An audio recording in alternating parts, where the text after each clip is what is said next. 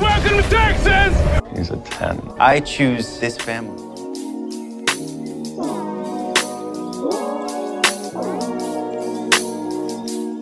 Hi guys, and welcome to episode 20 of 911 Lone Star Roundup. I'm one of your hosts, Grace, and with me are my lovely co-hosts, Katie. Hello. And EJ. Howdy. Today we will be talking about season 1 of the original 911. Just like Lone Star, we aren't recapping the season. We're just going to be talking about the highlights and what stood out to us and our thoughts on it. So let's get started. Oh. Well, I mean, this is where Lone Star came from. I mean, this is the beginning. It's amazing to think of how far we've come.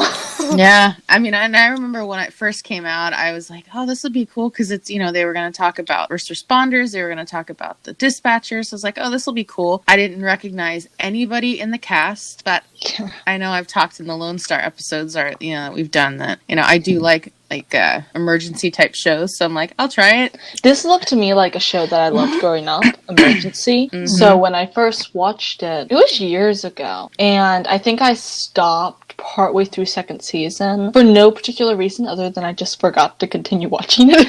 Yeah. And then I picked up a couple of years later. I thought I'd done the second season already, so I picked up on third, then was like, this makes no sense. So I went back to watch it. But yeah, this is Yeah, no, my friend Andy, so I had first started watching it when it premiered, I think it's January 2018, and then I watched the first season, and I think I went back and watched part of the second season, but I think I moved, so then I didn't have the cable anymore to get Fox or any of the TV networks, and then I had a friend living in the area, and I was at her house, and she's like, oh, you should watch it, and I was like, oh yeah, I used to watch it, but honestly, I went through Brad Falchuk and Brian Murphy's TV series before and wasn't really keen on it after a while. Glee. So I was like real hesitant to kind of dig into 911. But she's like, oh, you got to watch it again. So we watched it. She had me watch a couple of episodes in season 2. And then I'm like, okay. So I got back into it and then really dug back in no, it's been 2 years now. Because, I was like, I still never know what year it is.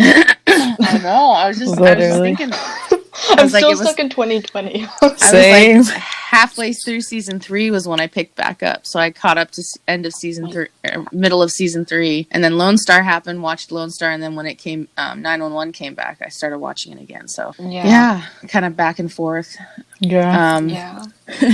I definitely loved Buck in the beginning, though he had his issues. Yeah, anyone who's discussed this with me, I don't know how much I've really talked about it on the podcast itself, because we're a 911 Lone Star podcast. But anyone who knows me knows that I've had issues with Buck. I like him in the later seasons, but him in the first season is one of the reasons I don't watch the first season. Train wreck.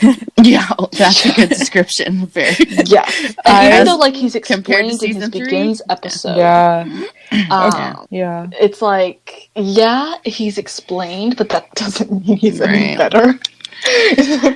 Yeah. And then, and the first episode is, obviously it's the pilot, so we're getting introduced to everybody. So the first person we're introduced to is Abby, and she's taking care of her mom. And I'm like, oh, why am I getting into this? Because I've gone through all that, taking care of my mom, taking care of my dad at the same time. My dad was a single leg amputee at the time. My mom was going through cancer treatment. So I totally felt for Abby, I knew where she was at, but I didn't have a full-time job on top of that. So taking care of my parents was my full-time job. I would not trade that experience for anything. I would do it again in a heartbeat, but it's a rough time. It is. And I do remember, I can understand where Abby was struggling because, she'd recently broken up with her boyfriend or, now the ex, and basically was taking care of her mom and working. So she didn't really have much of a break. And the home aides kept quitting or being driven out or whatever. Yeah. The home care aides were some would be good for a little while or her mom would chase them away because of, she's got Alzheimer's, so she doesn't remember everything all the time. And so I definitely felt for Abby at the beginning. And I honestly, through the whole season, I liked Abby and I felt like she was a really good character. And for me, she went through the same things I went through, the struggles I went through as struggling with her mom and the health of her mom. And I think she was good for Buck. But when we learn the difference in things later on in the series is when I really changed my tune on Abby. But when she left, even, I was like, okay, she's going to see her do her own thing because she needs some time to herself. I can understand that because I kind of had to do the same thing. You kind of have to rediscover yourself after putting yourself into so much taking care of other people. Yeah.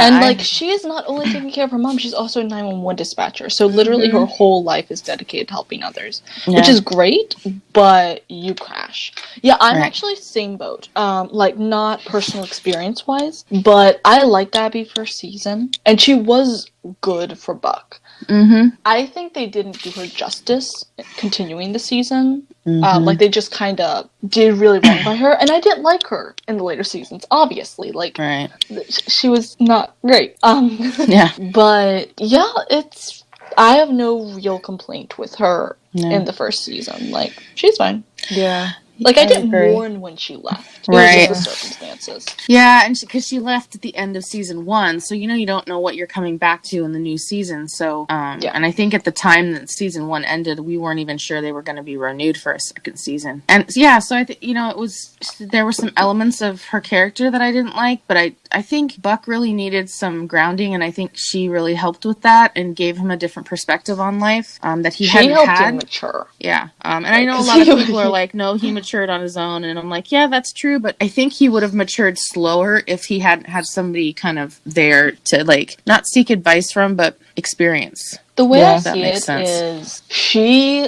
jolted him onto the path of maturity, and he continued the work on his own. Yep, that's because, like, even when she left, he was still trying to be a better person. Yeah, and, like, he was still growing up, and he made some important choices for himself. And the most mature of which, probably, and we're going to get to the season in another episode, but like second season, making the decision to leave that person behind. Like, she really, there was a lot that happened there, but she's the one that propelled him into it. Yes.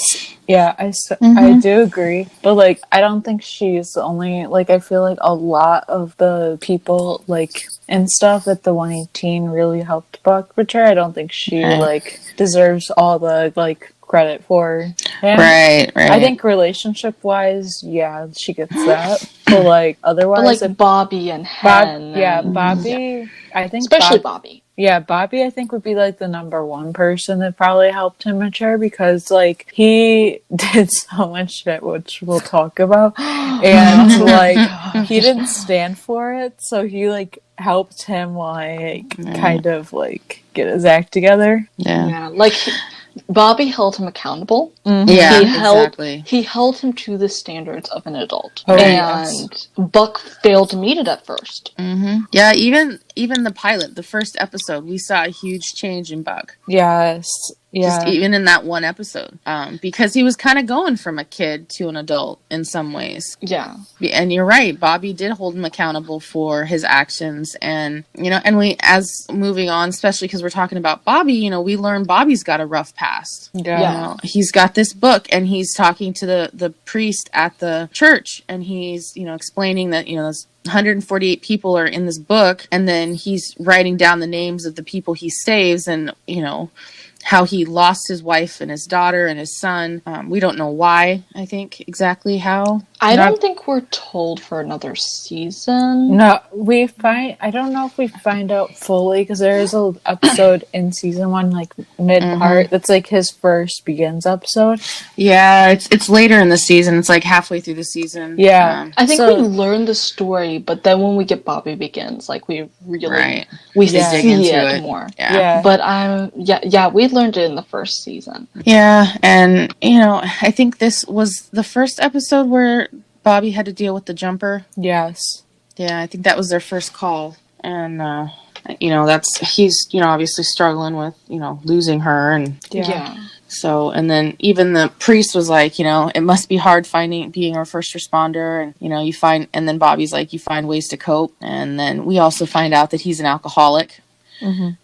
So he's had a rough go of it. And Bobby's like, yeah, some of us drink, some do drugs, some gamble, some are sex addicts. Which intro to Buck stealing a fire truck and speeding down the road. Oh boy, this made me following think of, a girl. yeah, this made me think of a couple things. So like in the crossover when Buck tells TK that he basically stole a fire truck, in my head the other day when I was thinking of this, I'm like, TK definitely doesn't know why he stole a fire truck. He just knows he stole one. And I wish TK knew, because that'd be so funny for him to be like, just be like, you do what now? He would be judging. Like, I feel like he would slightly be judging him a little bit. Oh yeah, I do feel like that. It's because, like, they're about the same age. Buck's maybe even a little bit older. Yeah, I think he's I think he's 2 years older. Worlds more mature than he was at this stage, and so he's just like, you do what? Yeah. That is only possible. I know, right? He like just gives him the like brief summary of what he used to do. He doesn't explain why. Yeah. Right. Can I take Carlos out of the fire truck? No, just kidding. Yeah. Carlos is too much of like, Carlos gives me like golden boy, like church boy kind of vibes. So I feel like Carlos would never stand for that. Which I think is why the fan fictions all write him like that. Like, kinky or something like that. It's just because he's such the golden boy. Yeah. Anyway, this is not about Lone Star today, but still. You knew we had to make it about it for like 2 seconds. Oh, yeah, of course.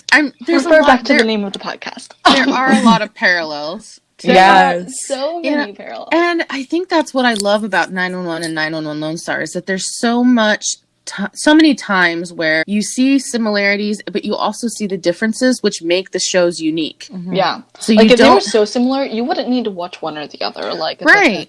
But they're so different. You'll just catch like an Easter egg, a parallel or something, and be like, oh, well, that was in the other. But right. Yeah. And you get those elements where like you see like, hey, because we've talked even in the Lone Star episodes, we're like, oh yeah, they do something like that in 911, or we'll come up with something. How's it going to me just going, well, so this right. So anyways, the first time we see Buck is he's driving down, he meets up with a girl, and he says, now wait a second, he's got this nickname of Fire Hose online, and he's like, now wait a second, you said if I can get to you in 5 minutes, I could have you, or something like that. And so they end up making out and doing stuff in the back of the truck. And I have extreme problems with his perception of women that is coming across in this episode. Let me just say that. Oh yeah. Which I don't think that's generally how he is. It's just what is come across. That's probably also what matured. Because that you can mature out of that kind of mindset. But it's like I had so many problems with Buck in this season, but episode particularly. Yeah. Also, isn't this the one in which he kills a snake? Yes. Oh yeah, I forgot about that. I will forever begrudge him that. Just like Hen. Just like Hen. Yeah, like wow. I remember Hen. She's just like, yeah. Is your solution for everything killing everything? Macho white boy types. Yeah. It's like, why don't we just kill it? I mean, she's not wrong. Yeah. So Buck comes back to the station. So we find out, like a little bit about his relationship with Bobby, that thus far, they've kind of had this father-son relationship. And Bobby's like, yeah, I know you kind of call me Pops, and we've gone to a Bruce Springsteen, was it Bruce Springsteen? Yes. Or some concert together, and but he's trying to put in this thing that he's like, you do this again, your first strike, and 2 more times you're out. Which Buck does not know how to listen to. Right. But then it leads to their first like big call, and it's a baby in the wall. That's when you know this is going to be an interesting show. Yeah, that was so like disturbing. That's random. Mm-hmm. Like, because like somebody gave birth on a toilet and like flushed it, but I'm like, how does that happen? Like, like I think wasn't it a teen trying to hide the fact she was having a baby or something like that? So she quick warning for everybody watching the or listening to the episode. I have been busy with midterms, and I have not watched the season in a long time, so I'm literally going off of notes right now. It's fine. It's okay. It's okay. Yeah, I'm so just it's like warning everybody else because like, I think it was I think there was an older like non-American or non-English speaker person, and he had a teen daughter who I think she'd gone upstairs to like a construction zone and like dropped the baby in a drain pipe down, and so the baby got stuck. Yeah. And Which, so they had to newborn, break this. Yeah. You're really lucky it didn't die. Yeah. Yeah. So they have to figure out how to get it out of the wall, get it out of the pipe. And they're running out, which we are quickly introduced to Athena as the police officer. I love Athena. Yes, she was awesome. Just from the moment I saw her, I was like, okay, this is going to be awesome. Yeah. And, yeah, she probably was the only characters I loved immediately. Right, and I think at one point Hen has to run around and like tell people not to flush the toilets while they're dealing with the baby. Oh. And she's well, you don't want to drown it. Yeah, so Hen and Athena kind of have a moment of like, well, how's your day going? And it was like, I'm like, okay, they've got to be friends because of the way they're acting. Oh yeah. And then they get the baby out, and nobody held the elevator, so Bobby was like thinking about taking it downstairs, and Buck's like, no, I'm like twice as fast. Let me run. So Buck runs the baby downstairs to the ambulance, and Oliver, who plays Buck, has confirmed that was a real baby, and he actually ran the stairs. And it was his like first day on set. So he was like extremely nervous, but he didn't. So let me just say that's a lot of trust to put in somebody first day on set. Right. But you know what? Okay. And he said the baby's mom was there too. Oh, that makes it worse. Yeah. That's when you're like tiptoeing. Right. Very tightly. But yeah, so and then he has his confrontation with Athena because she figures out who the baby mama is and wants both of the baby and the mother to go in the same ambulance, and Buck's like, we can't wait, we're not taking her. And so they it's interesting because at first you think, wait, this is the person who flushed her baby down the toilet, right? But then you have to think out of the box, and that's what Buck wasn't able to do. So I'll be honest, I think he shouldn't have done it, but I'm not condemning him as much for it because, first thoughts, that kind of makes sense. Yeah. But if I remember correctly, he was not even very nice about saying his opinion. So, that's it.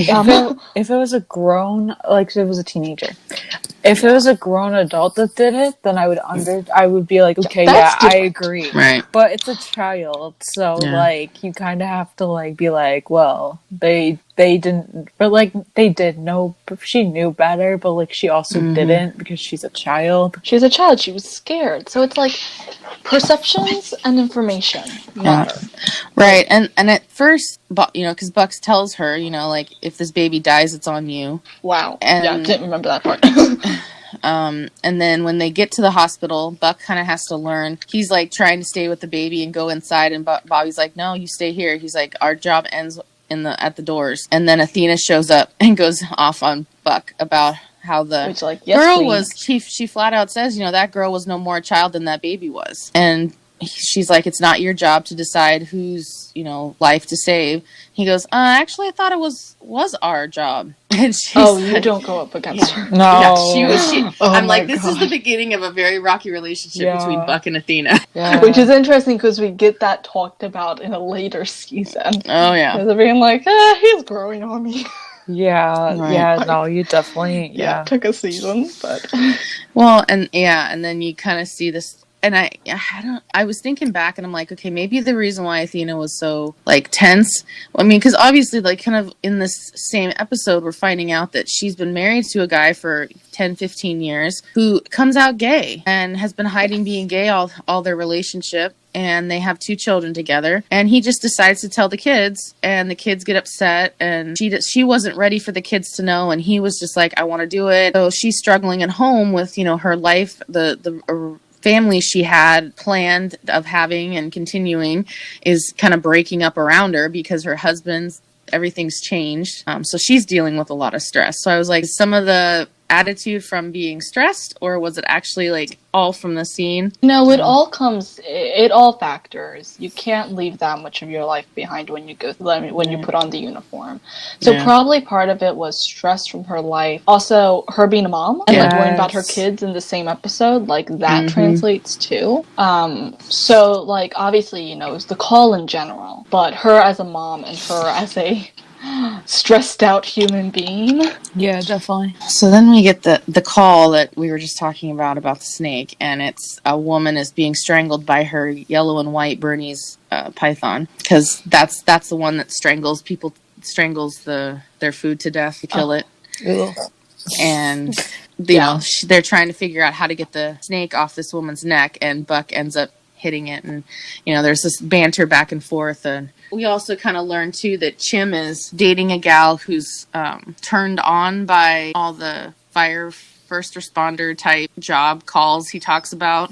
Those can be the dangerous ones. And he's like, I'm totally using this as a story with Tatiana or whatever. And I'm like, I did not like that girl. No. And we will talk about Hated that later her. because she gets in, but shoo.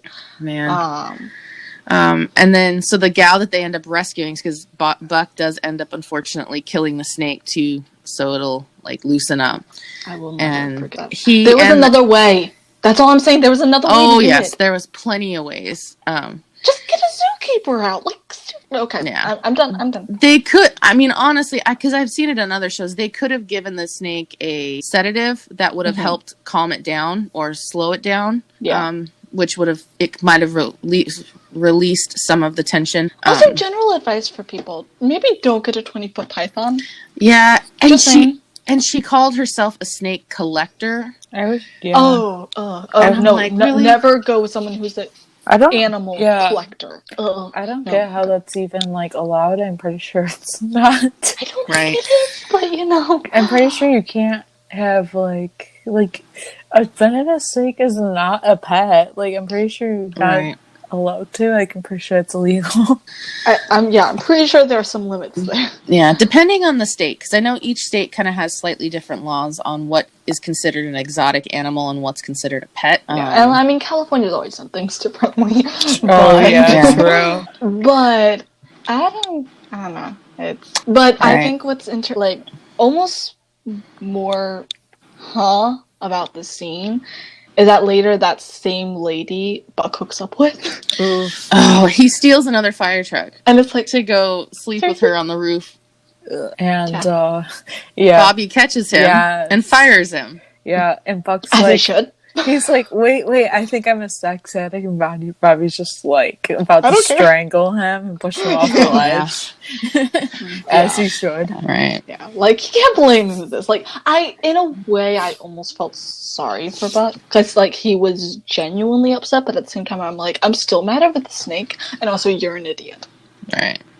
Yeah. that was my whole thought process. And I think Bobby just had completely been fed up with the fact that, you know, he's been trying to get through it, and we know that in the pilot episode, Buck's only been there a short time. They never called him Proby, but he has definitely not been there a year, so he's probably their probationary firefighter. He's only been there a short time, and he's still learning a lot. And Bobby this period in time is where you impress. Yeah. Because if you don't impress in this, you don't get hired. Right. Yeah. Like, and it's like, he not only screwed that up, he screwed that up big time. Right. Yeah. And he has only himself to blame. Right. Truly. And so the last of this episode is we get Athena is called to a domestic disturbance. There's a break-in at a house where a young, I think 9-year-old girl is in the house where somebody's breaking in. Yeah, she's like hidden in the closet or something. And they don't have the exact address, and the mother's not home, and they can't get a hold of her. So Athena doesn't want to drive through with her lights and sirens going because she doesn't want to startle them. Yeah. So she calls Hen for some help, and Hen's like, "Yeah, I'll have you some help in about 5 minutes." And Buck, since he's fired and knows how to drive the truck, supposedly. I mean, he's told it enough times. Yeah. He drives through the neighborhood with his lights and sirens on so they can hear on the headset if the sirens get closer or further away, which is a really cool idea.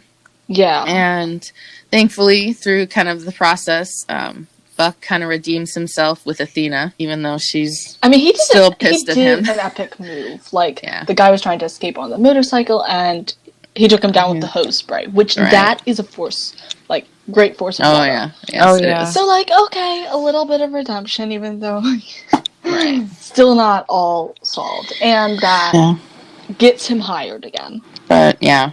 And he finally admits at the end, he's like, I think Bobby said something like, I don't think you understand the gravity of this job. And he's like, I understand the gravity of what I lost. So he's like, kind of finally gets it. Yeah, I forgot that line. That's like an epic line. Yeah. Kudos, season 1 Buck. Right. And then in the next episode, it starts up with, he loses somebody on a call, pretty intense call. The roller coaster. My heart just broke on that. Yeah. One. Yeah, the roller coaster. And Buck has to climb up there to rescue these people that are trapped, and this guy is hanging, and he just lets go. And Buck was doing everything he could to get him to grab onto him, and he wasn't willing to, and he just let go. Yeah. And so it was Buck's first loss. And we find out later that the same guy had been dealing with suicidal ideations for a while, and so it was most likely very intentional. And so, that's even worse because, it's a rough time. And I really felt for Buck in this because, first loss is always the worst. And someone deliberately stopping themselves from being saved, that's very conflicting. Right. And we didn't mention at the end of the pilot, we also see is that while the firefighting or the truck was going through and Buck was helping with that, he was on the phone with Abby. Oh, yeah. And she kept calling him Firefighter Buckley. And then later on in the second episode, Abby is watching the news where Buck is being interviewed about the guy falling. And she calls him to check up on him, if I remember correctly. She does. Which I thought that was kind of sweet. Yeah.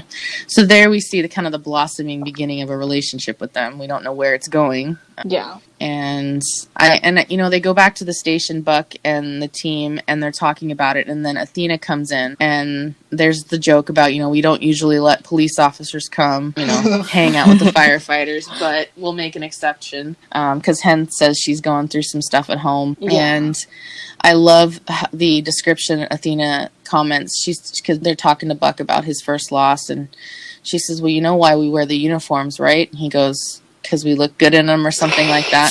Which was very difficult.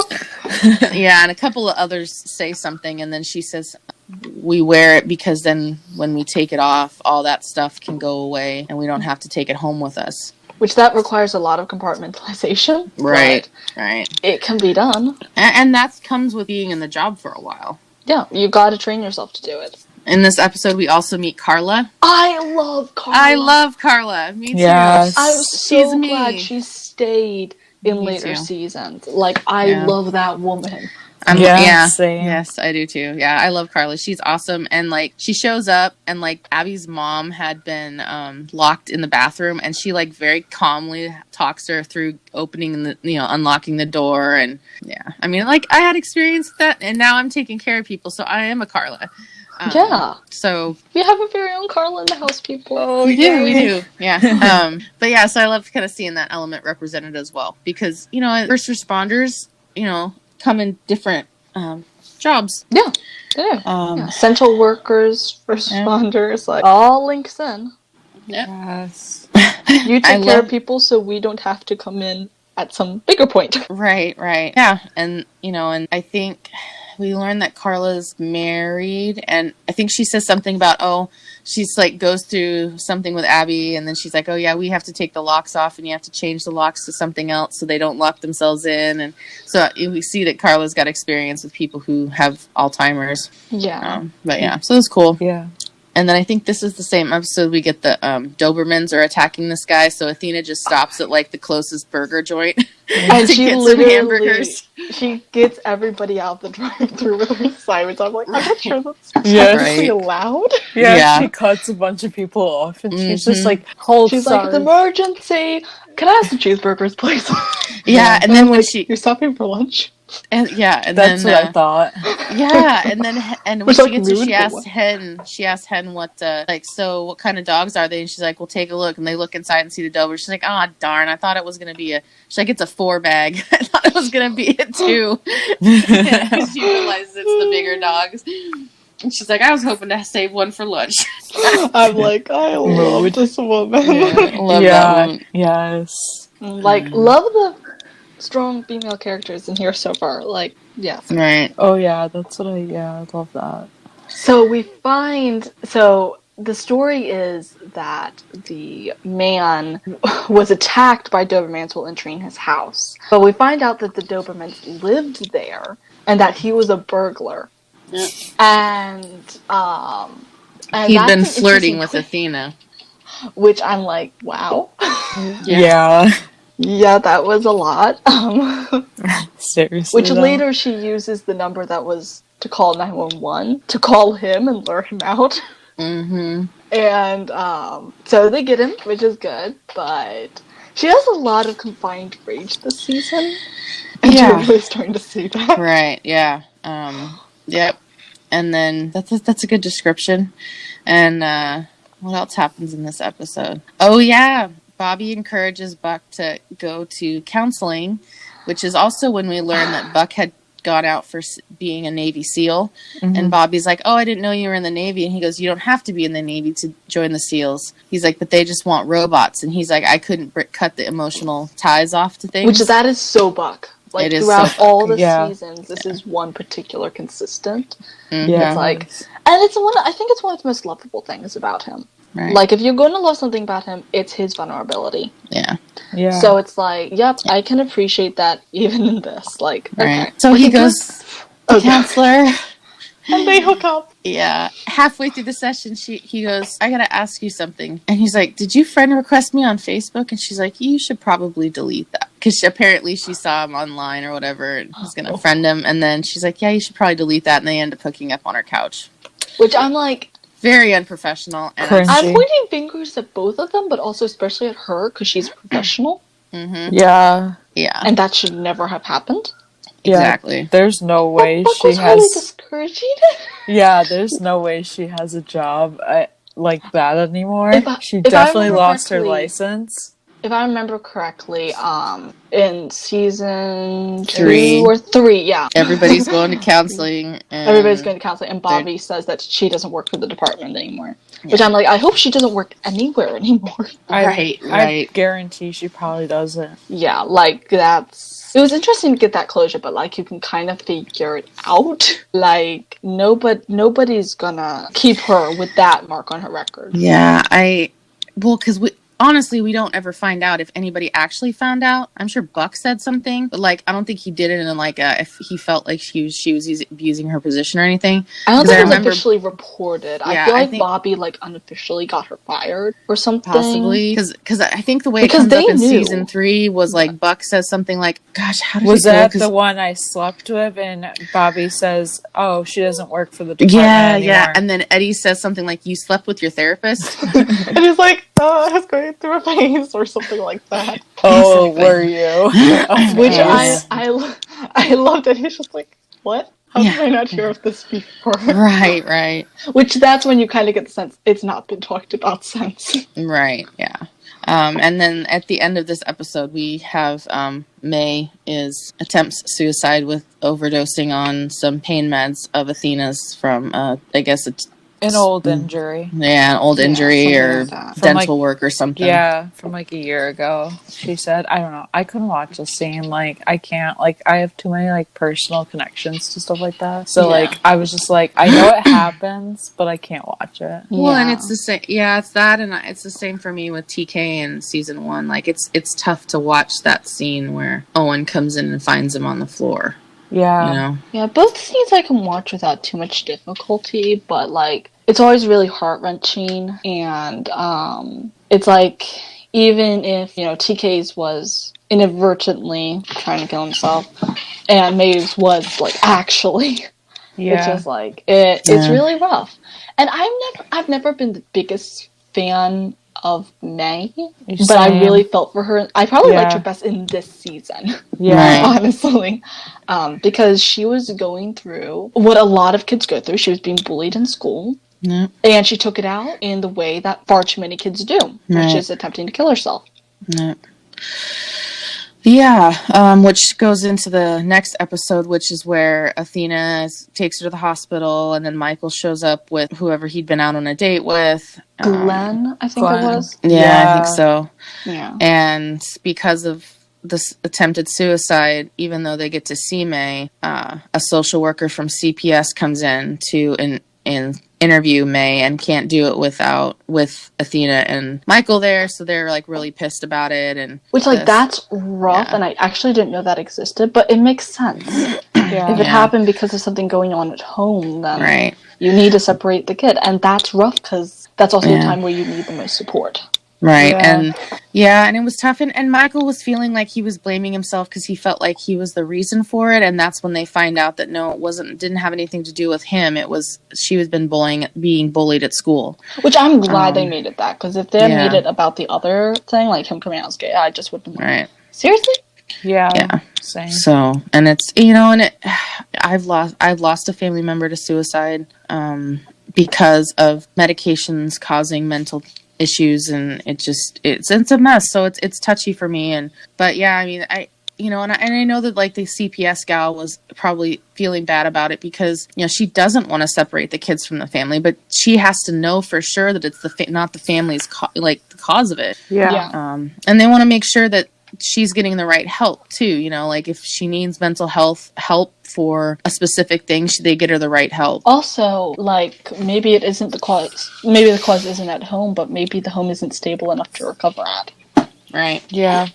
So there are a lot of things. I feel like by now the counselors probably had to have just blocked herself off from it. But it's like, I do not envy her job. Right.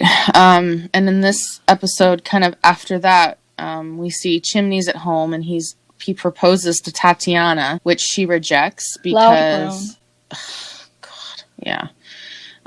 she apparently had cheated on her fiance before and didn't want that to happen again. And it's just, so there's big stupid reasons. Flag. Yeah, big red flag. Let me just say, so he goes to the station and he's talking to Bobby and everybody, and Bobby's not really saying much. And then finally he confronts him. He's like, so, when Bobby says something like, she's not good for you or whatever, and Chim goes off on him because he's always so quiet and he never shares about his personal life. And, Bobby's like, well, yeah, but you're not being real with her. And Chim's like, well, he really put his foot in his mouth, though, by saying things like, I really feel bad for your wife having to put up with you and stuff like that. And I'm like, if only you knew. Because by now, us as the watchers know that his wife and children have passed away. This is when you just hear, like, you just have mental headbanging. Like, Yeah. No.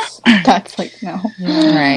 Right. Big mistake. Yeah. And then Chim leaves upset and gets into the infamous accident. Yeah. Turns with him with rebar through his skull. Yeah. I have handled rebar before. That was something we worked with on the farm, is stakes. Yeah. I don't see how in the world he lived. For one thing, just the weight of that in his brain. Those things are freaking heavy. But also, it went straight through his brain. Right. Yeah. Well, I think part of it was also through the seat, the rest of the seat. So it probably like that kind of helped stabilize it. So all the weight wasn't in his brain. So another station responds, and then the captain or whoever calls Bobby on his phone and just says, hey, you need to come down. And then why? And then they all go, and he's like, you need to prepare yourself. And Chim doesn't know why he can't move. He just knows he can't move. Yeah.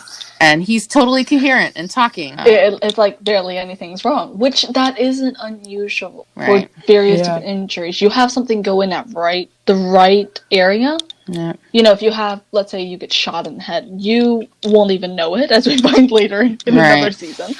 Or you just have it the right angle. It misses just the right things. You don't know what's going on. But that also means that his pain sensors weren't quite working. Right. So. Yeah, so Bobby takes a picture of it because Chim's like, I want to see it. And then he sees what's going on. He's like, Why am I not dead? Yeah. And Bobby's response is, because you're the luckiest and unluckiest SOB on the face of the earth. He says son of a bitch, but I don't know. Yeah. But because they had a smart idea, is like, because of the severity of it, they knew if they removed the rebar and cut it, that they would only have a short time to get him to the hospital. So they just took the whole car with chimney in it, secured him, and then took that all to the hospital so they could remove it and then get him right into the OR. I'm pretty impressed with that. Like, that's pretty smart. That was really smart. Yeah, bring a flatbed truck, take the car.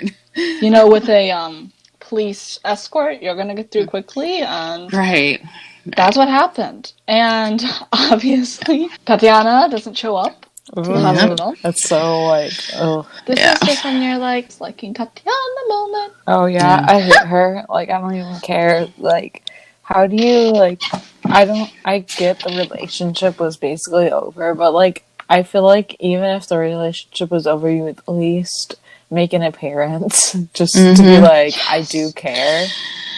Yeah. And she couldn't even do that. Yeah. And, you know, she had reasons, which explains, I forget to who it was. Like, to whom it was. Probably Bobby, because I think he was there. Bobby goes to her. Yeah. Yeah. And, like, they're all fundamentally a little bit weak. Yeah. And so it's just like, Bobby's so done. Yeah. But I loved how, like, Ken and Bobby and Buck are able to go see Chim and be there with him. And yeah, definitely. Yeah, they're their sport. And it's like, I think this is probably the most Fire family-oriented moment we've seen so far. Yeah. Is that they're all banding together because one of their own's in the hospital. Yeah. And we get many more Fire family moments after this, but this, I think, is probably one of the first major ones. Yeah. And one of the other kind of side storylines in this episode is more family drama. Abby's brother and his family is with Abby and their mom celebrating her birthday. Yeah. And kind of off to the side, the brother and sister, Abby and her brother, are talking, and her brother's trying to talk her into putting their mom in like a memory care facility. So, and you know, he's talking about how Abby doesn't, he's like, well, you got the short end of the stick. You know, you don't have kids, you're not tied down. So it just was easy for you to take on mom, but you shouldn't have to. And so, and I remember going through that. Like Abby, I was like, no, I'm going to take care of my mom because I want to take care of my mom and I want to take care of my dad and I'm going to do it, and I want to. That's what I want to do. Anybody not in that situation only views it as the worst burden ever. Right. They don't view it as like this tender, caring relationship. Yeah, it may be a burden at some points, but that you still had a choice. Yeah. Usually. Yeah. And Abby makes the same choice. She's like, no, she's like, as long as my mom's alive, I want her here. And that's how I felt. Like, as long as my mom's alive, I want her to, her here. I don't want to put her in a facility, and when my mom passed away and I was still taking care of my dad, some other things came up with my dad. And it got to a point where I had to make the decision to put him in a facility because he needed more care than I could provide on my own. Yeah. Or that we could provide in a home setting. So I had to make that tough decision, but I didn't make it lightly. It's a very hard decision and it's tough to this day. Like, if I had it my way, like if I had all the funds in the world, I would like have my own house so he could live with me, and that's my heart. And in this case, Abby's brother, he didn't have that same heart. He just said he wanted somebody else to deal with it. And in a way, Abby was, but he wanted to like put it in her in a facility. Yeah. And nobody, each case is a unique situation. And this, just like others, was a unique situation. Right. And it rests just as much on the person being taken care of as the caregiver. Right. Yeah. It's like, it's a balance.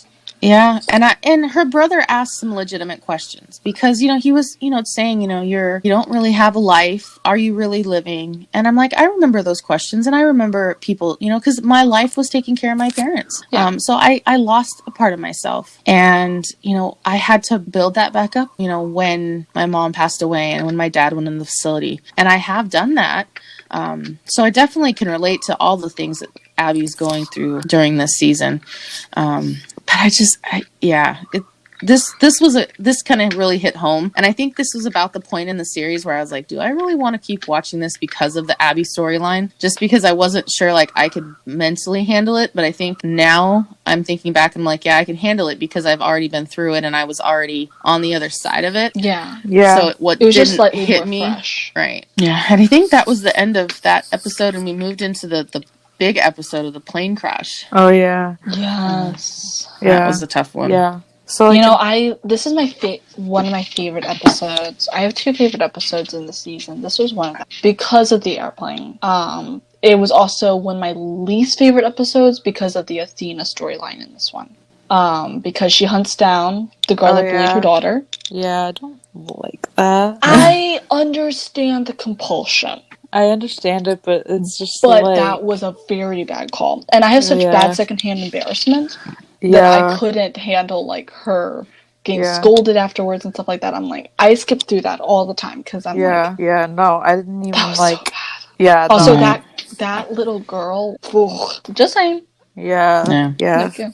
Yeah, the first thing in this episode that was, like, the book being brought up by Buck. Oh, yeah. He's like, what is it about the book, too? Like, Hen?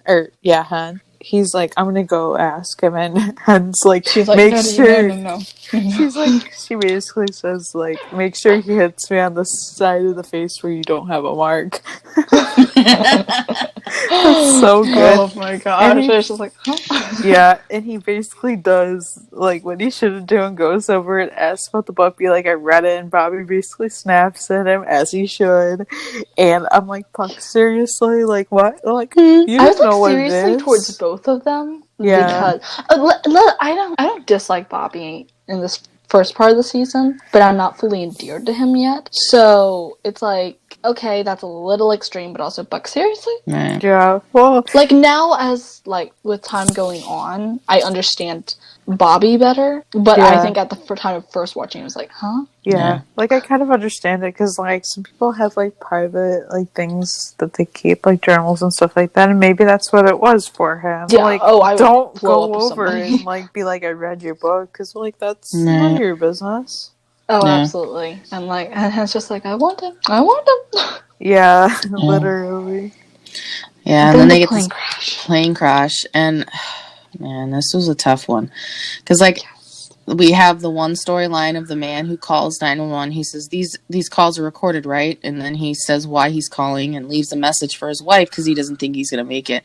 And his pregnant wife that we find out later. And it's just, there's storylines, and there's so many, like, for those who weren't there or around for 9/11. I don't think Grace was. No, I wasn't. My mom was pregnant with me then. There was a lot of the plane in Pennsylvania was the last one to crash. Yeah. And so there was a lot of people by then who'd on the plane who figured out what was going on. And so they called and left messages either on 911 or called and left voicemails or messages on answering machines for their family when they realized what was happening because they knew they weren't going to make it out. Yeah. That's like heart-wrenching. And so this was really heart-wrenching to see, just this storyline, because it affected, like, you know, Abby took the call, so she was upset. Then she calls Buck, who's on scene, who's already struggling with this is his first real major plane crash disaster. And he's like, she's asking him to look for the person who he unfortunately can't find in the survivors. And then he finds them in the morgue black area. tent is the morgue area. And so then Abby has to do the thing of calling the wife down and letting her listen to, the tape. And so it was just like that storyline was tough. Then the mom with the little boy. The mom with the little boy. Which fortunately they both make it out. But at first you're really not sure. And just all the little things, like all the rescue they had to do, and like the water being on fire because of the jet fuel. Yeah. And it's sinking. And it was just really tough. And then it obviously, like, majorly affected Bobby. Yeah. Like, well, you hear the statistic of how many people didn't make it out. I think, wasn't there like 150 people on the plane, only like 48 made it out or something like that? I remember there being some like drastic statistic. Yeah. But like a lot of lives were lost that day. And it's like, it's going to affect anybody on the scene. But also, many of those deaths were either drownings before first responders could reach the scene or on impact. So it's like, it was a horrible crash. Yeah, yeah. Yeah. And it was on kind of kind of on the beach, semi on the beach, but it was far enough out to where like they had to like really, people weren't trying to swim to shore but weren't making it, because it's the ocean, so there's undertows and stuff, and the waves, it's hard to swim through that unless you really know how to swim through waves like that. Also, like after the impact and shock of going down, because they still that's a tremendous impact, and they were going down at high speed. They just cut out, and the pilots did good in directing away from the city, but in order to do that, they had to put it in the water. And that meant, I don't know if the impact would have been lighter hitting the water, but if somebody was dazed or they were totally disoriented, they could have been heading away from the city. Like, it's not a good situation either way. Right, and I think, I think pilots, like, we've seen the storyline of Sully, the pilot in New York that landed his plane in the Hudson, and he did it. He saved everyone on the plane by doing that, because if he would have landed near where he was going to crash, it could have been severe loss of life. And so he was investigated because of it. So in this situation, like, the pilots probably realized if they land near the city, they're going to crash and cause loss of life. Whereas if he lands on the beach, he's losing the life of maybe a part of your passengers, and so like you have to balance out the pros and cons of each side, which is a tough decision to make. Once again, a flashback to 9/11, because if I remember correctly, there was a plane that landed in the field, like wasn't that Pennsylvania? And the passengers were the one that took the back, if I remember correctly. And it's just, you have to decide, where do you go down? And they went down. It would kill them, but it wouldn't kill anybody else. Which, as opposed to the World Towers, the Pentagon, those killed the people on the plane and the people in the buildings. Right. Well, and not only did we lose like the people from the planes that crashed, but they also everybody in the building that died, plus all the first responders and so it was just even Owen talks about 383 firefighters died that day. That's not counting the police officers, the first responders, the paramedics. And that's just them. We don't know. I can't remember. I want to say it was in the high 2000s, low 3000s. Yeah. Of people we lost that day just from the 9/11 alone. So it's a really tough thing to talk about. But I really think 911 did really well with it. The number of victims at the World Trade Center was 2,753, which the overall death toll was 2,996. Oh yeah, that makes a lot of sense, because like I've seen the pictures of the people who have died and stuff since I've been to like the memorial and stuff like that, and it's literally like so many. It's so many, to the point where they have tablets of pictures of them and stuff. So that's a Google race on the case. It's just like, wait, how many? Yeah, that's okay. But I feel like 911 did pretty well bringing elements of that into the show without like recreating it exactly. And then we have the other storyline. So after the plane crash, we see like Bobby's kind of in shock almost. So he goes home and he sets a place for 4 plates and then like starts drinking because it really affected him. On a jump back though, just so we don't get too far, I want to like do an honorable mention of Athena in the crash scene, because she was running with the airport security, and basically she was dealing with everybody who got a badge and decided that they had to be on a high horse because of it. And she literally arrested everybody on a plane in order to be able to get them off of it. Right. Well, because the security guard was holding everybody in the plane because they wanted to make sure that the plane crash wasn't caused by terrorists. And literally bound and gagged somebody who was upset because his father's body was in the cargo hold. And I'm like, I hope that guy lost his job. He probably did. Because that in and of itself, like that, no reason. It was all caught on camera for one thing. It's like, no. You were not the one being assaulted. Well, and Athena, when she was there dealing with it, she was already pissed from the fact that of dealing with that snotty girl who'd been bullying May. The parents. So she was not in the mood to deal with these, the drama. Yes. And so when she saw the video of what the guy was doing, and the security guard, detains the guy because he said he was assaulted, and then he tries to touch Athena when she tries to remove the tape. She's like, oh no, you don't touch me. I'm like, Oh, yes. yes. My mood whenever anybody who I don't want to or have invited to touches me, I'm like, oh no, you don't. Oh, yeah. It's like, Yeah. no. And she's like, And so, yeah, she does end up arresting everybody. She's like, well, then they're in my custody. Because the guy was working for the airline CEOs. He wasn't working for like an actual police department. And so she's like, well, you're in Los Angeles now. It's my jurisdiction. And he's like, no, they're still on the plane. So it's my jurisdiction. And so there's a fight over that. And I'm like, really, dude? And then she arrests everybody as well. They're in her jurisdiction. And it's like, yeah, okay, I applaud. Yeah, I don't know if that's necessarily something you can get away with in real life, but it's a TV show. Yeah. Yes. So, so back to the Bobby relapsing thing. My favorite, like, this is like, I like some of the lines that are in this because, like, it's when I like the book. First off, I like the book and Hen found him, like, went to his apartment. And this is when Hen's like, oh, we gave each other keys just in case we both didn't make it home or whatever. Yeah, one of us doesn't make it home. Yeah. Yeah, and, like, they sit him down once he, like, comes to, and it's like, the Buck's like, how long has it been? He's like, 546 days, 45 and a half for being picky. Yeah. And he's like, 18 months. Just because I'm like, huh? Yeah. And then, like, my favorite, like, part of this whole thing is when, like, Hen's, like, talking about, like, the metaphor of the redwoods and stuff like that and whatever. And then, like, Bobby's like, you calling me uptight? She's calling me uptight. And Buck's just like, maybe ask for a little help once in a while. And I'm like, I love that part. Loved that. Yeah. Yeah, I did too. And I loved Hen's metaphor.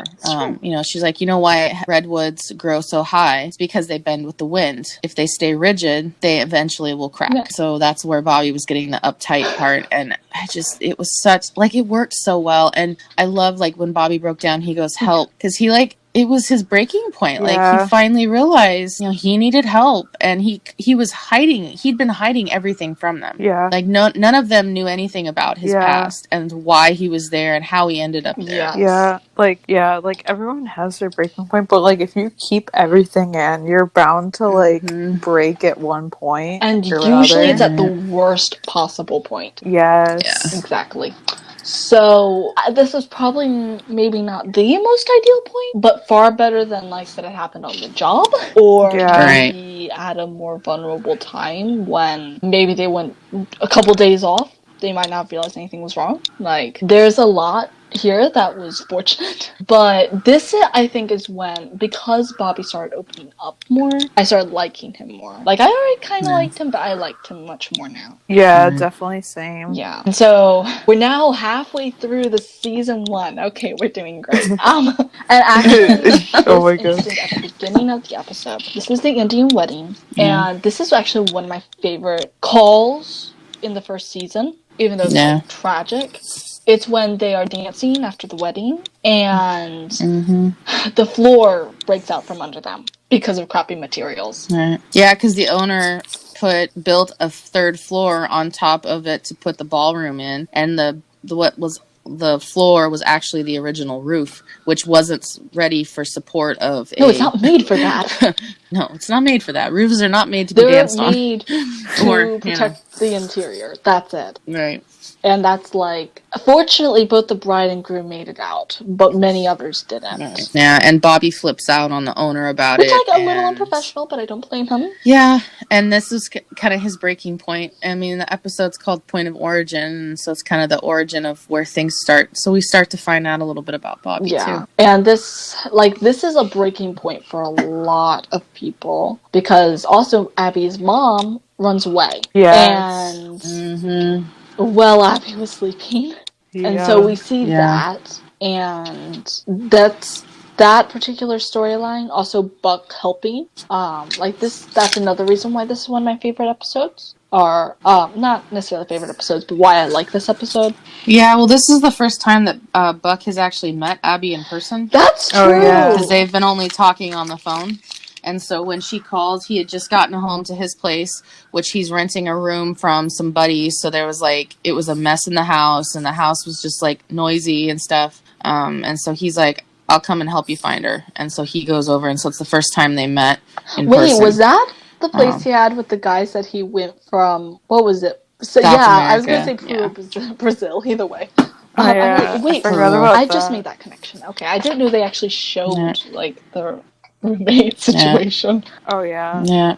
And then, so this point of origin kind of theme throughout the episode, different things we start finding out, not only about, Abby's mom having run off, we also learn that Hen and Athena are talking and explains that her ex is in prison and who is the mother of Hen's son. Yes. And Hen is with a new woman. They're married Karen, now. I like Karen. I love Karen. I love her better in the later seasons, but not necessarily Same. because of her character, mainly because I don't like that particular storyline that happened this season. And we'll go more into that as we get through the rest of the season, but I like her much better in other seasons. Let's just leave it at that. So her ex in prison calls Hen and wants her to come visit, and so Athena's like, are you gonna go? And Hen decides to go without telling Karen where she's going. First mistake. Oh yeah, definitely. That was the first bad move on her part. Yeah. Right. And when we meet Eva, yeah.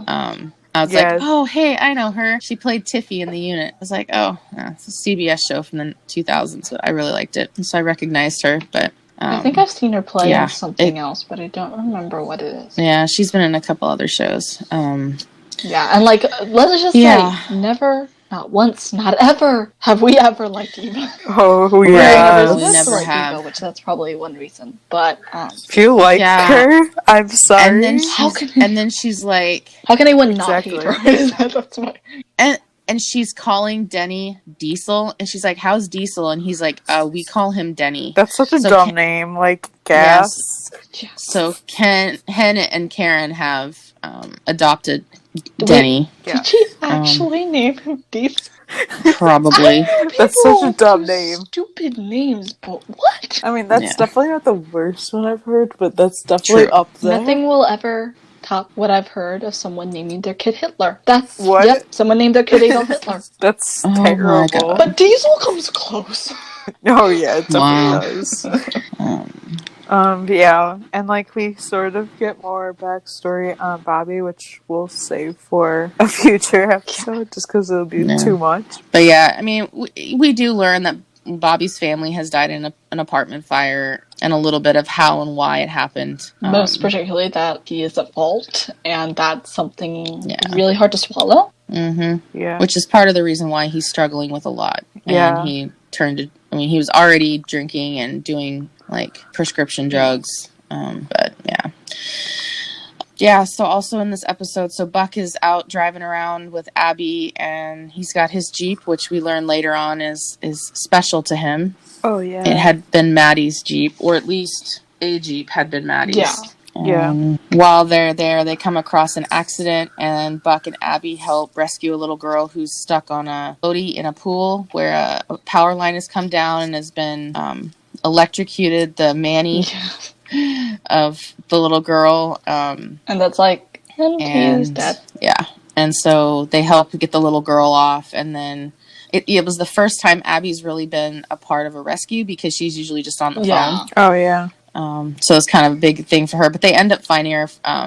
Buck, it's a call from Athena that they found her, and it turns out that she had ended up in South Los Angeles, and a couple of guys, they looked a little rough around the edges, tattoos and everything, and she's, Abby thanks them for finding her, and they're like, how did you know? And they're like, well, she just didn't seem like she belonged there, and she couldn't remember anything. So he's like, I've seen that before. So it was just really cool. Like, never judged a book by its cover. Definitely. I love seeing that. I love that element. This reminds me, it's a completely different show. But another show that I watched had something a little similar happen. And it was one of their older characters, and she had pneumonia, and she got severely confused and just ran off, and they showed such an intensive search for her. This was based back in the early 1900s, and they showed the heart-stopping moment when they thought they found her body, which fortunately that was not her,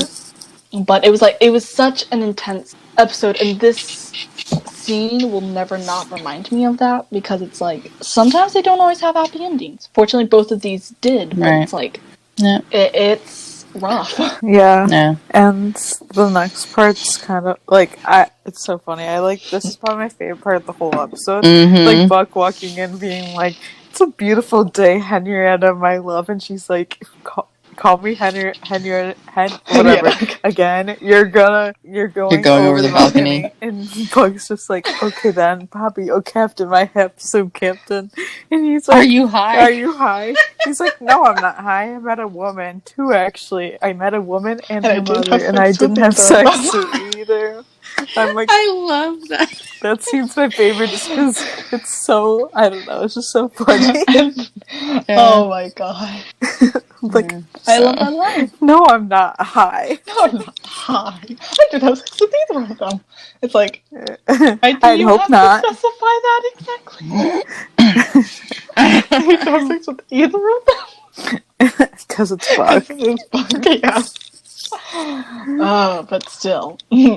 Oh, is this the one with the car wash scene? Okay. Yeah, that's Yes. funny. The car Guy wash. gets cleaning and he gets wrapped up in a hose on one of the brushes. And it goes round and around and around and around. And the replay video, we have Buck and Hen, or Buck and Bobby, or Buck and Hen. I forget who exactly. Okay, Buck and Bobby. But I was trying to remember who was laughing first. Yeah, but they're dying of laughter. Yeah. So like Buck laughs first for the guy is like replay it, and Hen's just like be professional. Which that is then Hen starts laughing. Like we get a later parallel. I just realized of that in Jinx. Back, be professional. Oh yeah. With the helium. Yeah. Hen, Mama Hen. Yeah. And and then she starts laughing. Yeah. She starts laughing, then Bobby comes in and was like, "Guys," and then he starts laughing, which and the guy, admittedly, and the manager or owner, whoever he is, still kind of looking like, huh? Yeah, and then he eventually gets into it and starts laughing too. Yeah, but it's like this is basically the first time that like you see Bobby like laugh or like be loose. Happy. Yes, exactly. Which leads to him. Doesn't Hen and him have a conversation? Something like, she's like, "I don't think I've ever seen you laugh that hard," or anything like that. And yeah, I think so. He says, "Well," he's like, "Let's go back to the station." He's like, "I'll introduce you to somebody," and she goes, "Who?" And she's like, "Me." Like, and it's kind of he decides to kind of open up, I think, to the team. Yeah. Oh, I love that. Yeah. So the next episode is a Valentine's Day themed episode. Screech. Just saying. Yeah. Singles Awareness Day, as I like to call it. Yep. Oh, I love that. Singles of the world unite. Yep. Yeah. There's, I don't know. This episode was just like, this was all over the place. That's what it was. Like, I don't even care about most things that happen in the episode besides the most iconic thing that happened in this episode was probably like Buck basically choking on bread and having to be brought to the hospital. But even before that, Abby performing a tracheotomy on him. Yeah, that was. But honestly, the reason I remember this episode is because of the crazy chick who cut up her date. Oh yeah, same. That was and that held Athena hostage. Yeah. That was crazy. Yeah, that was she crazy. Was so insane. Well, yeah. Shoot, the episode starts psycho. Like, this guy decides to fake an emergency landing in his plane so his girlfriend will open up the instruction manual so she'll see the "Will you marry me" sign. I'd have choked him. I'd have killed him. Yeah, I probably. And she ends up like having a panic attack or something, and it causes her heart to stop. Yeah. Well, I was like, I don't think it was a panic attack. I think it was like, it was like broken heart syndrome. So like it mimics like symptoms of a heart attack. Yeah, that's it. Yeah, broken heart syndrome is a temporary heart condition that's often brought on by stressful situations and extreme emotions. It can also be triggered by serious physical illness or injury. Well, the first part of that, she had all of it. Oh yeah. That'll do it. And she still accepts him, if I remember correctly. Which I'm like, I'm not sure I would after that. And then she slaps him. Oh which I'm like, as he deserves. There you go. He deserved that. Like, and then like the only really other thing that happened was like Chimney coming back and like the cake. Oh my god. Yeah, with the licorice stuck through the head. It's like, wow. I mean, Owen's tumor cake definitely still beats this cake. This one's pretty epic, I guess. I want to know why 911 gets their bakers. I Yeah, know. really. I've never seen like cakes like that. Yeah. It's gotta be like just like a special like effects like baker, I swear. I mean, It's like so like yeah. Something and like else. yeah. And like Abby comes to like the 118 this episode for Chimney's party because Buck invites her and meets everyone, and like it's just funny to see like Bobby's not like expecting like that she's there for Buck. She's like, my friend invited me. Oh, you're a friend of Chimney's? Oh no, and then Buck comes. Yeah. Like, Abby! Yeah. Yeah. And I think probably the best line of this, and it's when Abby's talking with her mom and Carla about Buck, and like she asks him on a date. He says no. But I think the best line of this was like, the right kind of no is better than the wrong kind of yes. And I'm like, starts applauding. Right. Because I was once in a situation where it was like, better to do the right kind of no at the time and wait for the right kind of yes to come around. And that was like on my end, and it's like, it's an important distinction. I was like, so yeah, best line, in my opinion at least. Yeah, and don't they decide to go like the next day or something on a date for Valentine's Day? And then that's when Buck's so nervous. Like, and I love the element of like Buck getting ready for the date at the station and Bobby helping him with his tie and stuff. So I love like that little element of the father-son relationship. Yeah. Then he's so nervous he just chokes on the bread and she has to do a tracheotomy on him. That's nuts. I was not expecting that. No. Like, yeah. I could see being nervous, but definitely not the tracheotomy. Yeah. Like, really? Well, yeah, like the whole point was like if she didn't do it, he was gonna die. Like, you couldn't have just had them have a normal date. Seriously? No. It's 911. No. Just like for once? No. Tell you what, Buck is never going to go to a restaurant for a first date ever again. Oh, man. Yeah, that's for sure. All right. And then, yeah, there wasn't a lot in this episode. I mean, yeah, it was an episode, but I don't know. I thought the full moon, the next one, I think is better. This is another one that I really like. I always forget about this one when I list favorites, but this is a good episode. Yeah, I like this, but I never go back to rewatch I rewatch it, but I usually don't do it too late at night. Because it's too spooky. Yeah, I just don't really like some of the things that happen in this episode. Most particularly being the guy who's so drugged he eats people. I'm just gonna say that one. That's not one I like. I'd rather, especially. I'd rather watch Jinx than watch this though. Yeah. So there's there's one element in this that I hate more than anything, but we will get to it. Yeah. So like, I think we start with Helen Karen at home, I guess. Yeah. I don't remember what happened there. Yeah. So I'm going with I don't either. I think it was that Karen wanted to have some time, and Hen's like, no, I need my sleep because I'm going on 24 hours and it's a full moon. She's like, everything gets crazy. I've never heard this before I saw this episode. I never heard the whole full moon thing. You never heard that? I have. Oh, I have, man. Oh, yeah. No. Me too. I was raised with it. Like, man, everything goes wrong on the full moon. It's true. And it kind of, I don't know if I things kind believe of do it, go though. wrong on the full moon. Let's just be honest. Yeah. I feel like that's like how some people feel about Friday the 13th, though. Like, I never some care people about think that. that. Yeah, see, I've never, like, I don't believe it. Right. So this episode is crazy. So we got Hen and Karen's dealing Multiple with stuff. women go into labor at a yoga class. At this, at a yoga class, one of the women, I guess, got frozen in a position. Disc, Bobby thinks she slipped a disc. So Buck and Bobby, Hen and Chim are in one ambulance. Buck and Bobby are in a different one because they realize on a full moon they need to divide and conquer. Wasn't it like 4 women? So Buck and Bobby respond to the yoga class. Yeah. Like, wow. Yeah. All at the same. And one of them gives birth naturally without any meds. Another one gives birth, and then another one goes into labor, but she's too small. Her pelvis is too small for the baby. Yeah. So they have to do a C-section. which they can't do there, obviously, so they have to get her to the hospital. So that's just like, and it's all kind of happening at the same time. And I loved in that scene where the yoga teacher was like, I should have canceled tonight. I knew this was gonna. Oh my gosh! If I remember That's correctly, honestly Buck funny. slightly panicking because there were all these women going into labor, and he doesn't know what to do.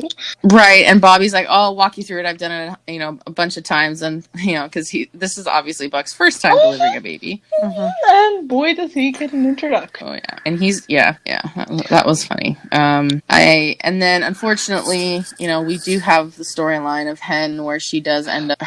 Ava has gotten out of prison, and Hen goes over, and they end up sleeping together, which I hated. I could have handled dealing with Buck in the first season, but the Hen storyline on top of that, with the cheating and everything, is like the cherry on top of the cake of why I don't rewatch the first season, because I hate that storyline. But particularly since Hen is in my top 3 favorites. Yeah, I can't get past, obviously I don't hold it against her, now. No, I don't hold it against her now, but it's still, But I can't watch it, and I don't like that this happened, because it's would that ever actually happen in real life? I mean, cheating is, inevitable. It's happened in real life. I know, but, on a full moon, I don't know if I buy it. I don't know.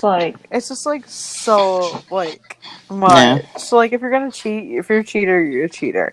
So, you're gonna cheat. But, this, I'm seriously? What? I think, for me, the only call in this episode that I really, laughed about and, was hilarious was the, because we learned a little bit of Buck about it. After the yoga class incident with all the pregnant women, they go to a gay couple at their house, and the guy's in the bathroom. He's having all these abdominal pains, and he's not sure why, and he's constipated. He can't go. And his boyfriend or his fiance or whoever is there is just I don't know what's happening, but he's being real ridiculous. Right, and they talk about sushi, and then the guy that's in pain and Buck start having a conversation about health stuff, and then they're like, we can talk about that later, and they get in the ambulance, and the guy's in pain, and he's like, I feel something moving, and then they look and see there's a tapeworm coming out of the guy. That's gross. And Buck's and Bobby's like, okay, well, we'll get you on some meds, and we'll do this, and Buck's like, well, I'll just take it out now, and Bobby's all queasy. He's like, seriously, you can deliver a baby, but this makes you queasy. Which, it's a worm coming out of somebody's arsehole. So I can understand why it makes them queasy. Right. Yeah. And then Bobby's like, how do you know so much about this? And he's like, well, we had to deal with them a lot. I spent a summer in South America bartending, and we had to deal with them a lot. He's like, it's a circle of life. And the guy's like, yeah, I don't think Elton John had that in mind when he wrote that song.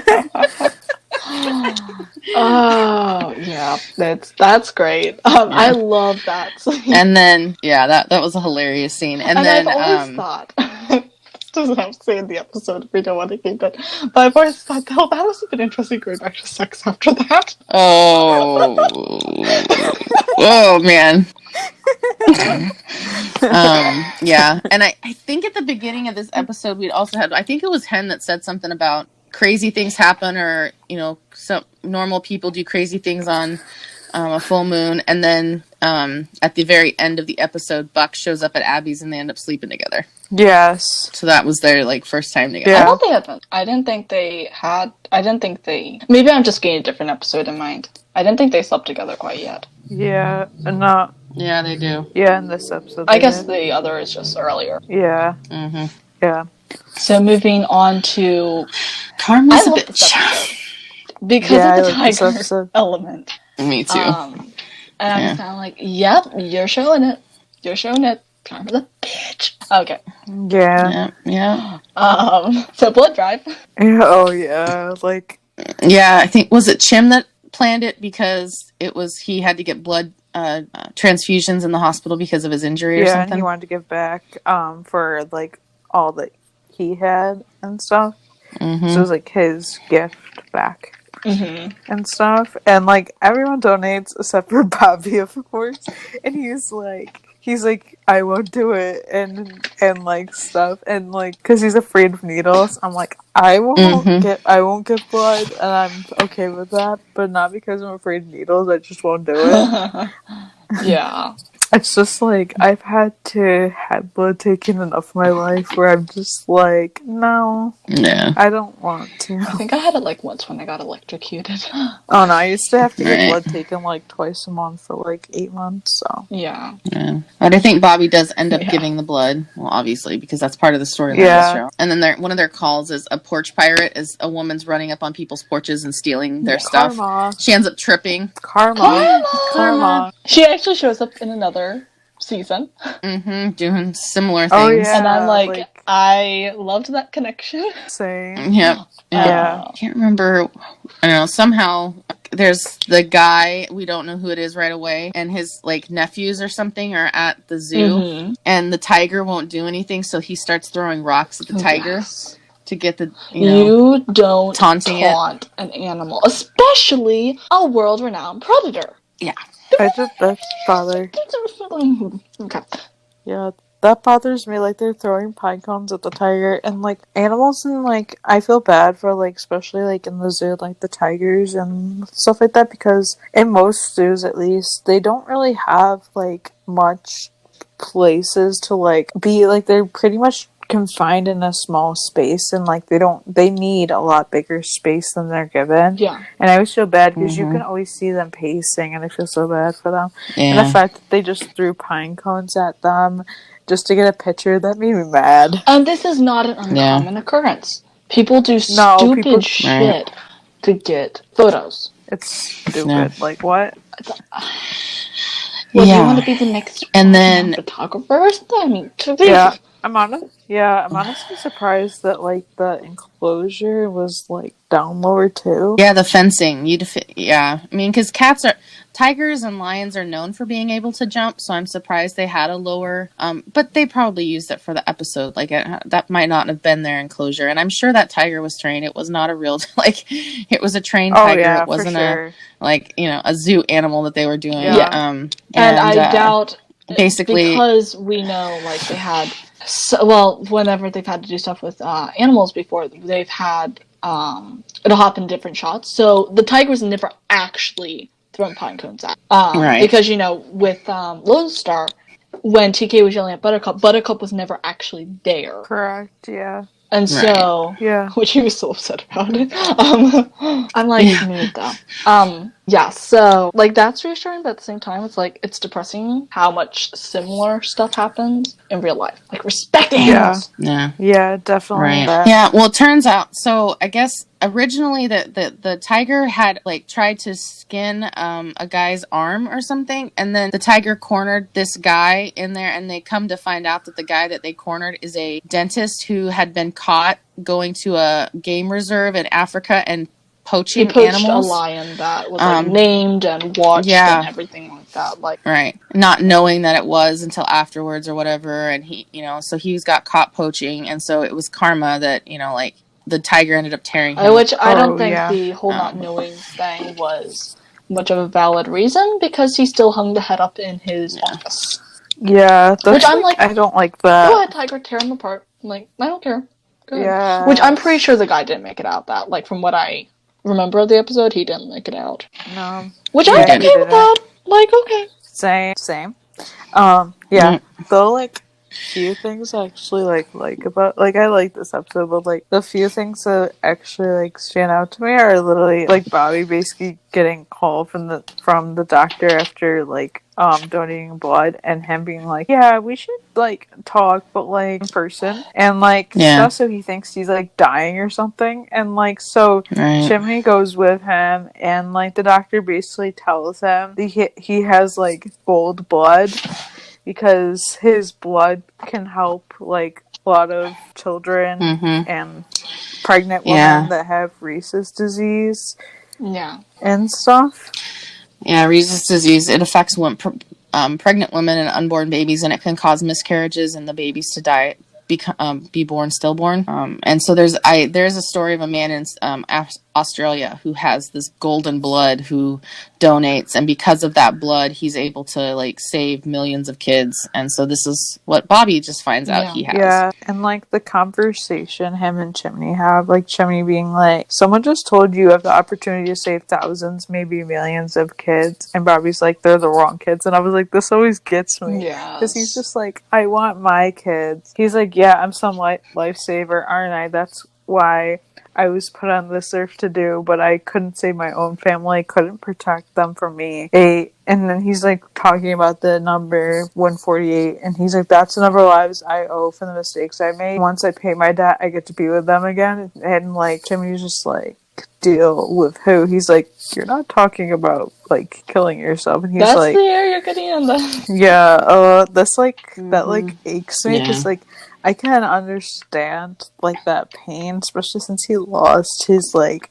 young children and his wife, like, and he's like all like alone, and like not very many people know this. Like obviously at this rate, like everyone at the 118 at least knows this and stuff, but it's like they'll never like understand it, and it's just like it aches and stuff. Yeah, and it was heartbreaking, and I just and he's trying to justify his, after he saves X amount of lives, he will commit suicide, basically. And that's the deal he made with God. And I think, Bobby's struggling. He's still struggling with losing his family. And, we will learn in later episodes, what, caused him to end up in LA and why. He has gone to rehab and stuff. So, at this moment, this was what his thought was I'm just gonna, save the 148, and that was his sole goal in life. But things change, thankfully. Would you hit that number closer if you're a paramedic? But it's still not difficult to reach it as a firefighter. Right. So also in this episode, we also find out that, so side note, Karen and Hen are living in is the same house they used as the dad in Numbers. I recognize the house because we see it in almost every episode. I was like, oh, that's so cool they're using it. Anyways, with all the karma stuff, Hen decides to tell Karen about cheating on her with Ava. But before Hen gets the opportunity, she goes home and finds Karen with a bunch of papers, and the papers are custody. They're being sued for custody of Denny because there's that they have an unstable home because Ava has proof that Hen slept with her, and that was the reason why it's an unstable home. Which I don't think that qualifies her any more than, like, Hen and Karen, but, still sticky situation. Yeah. So then Karen leaves with Denny. They go to her mom's. Yeah.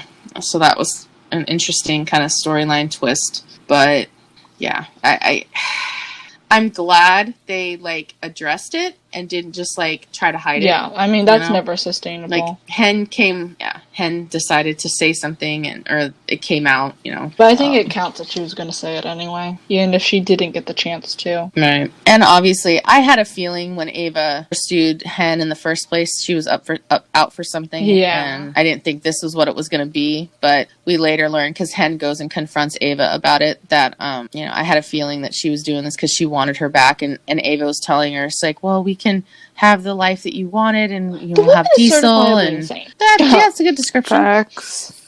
Yep.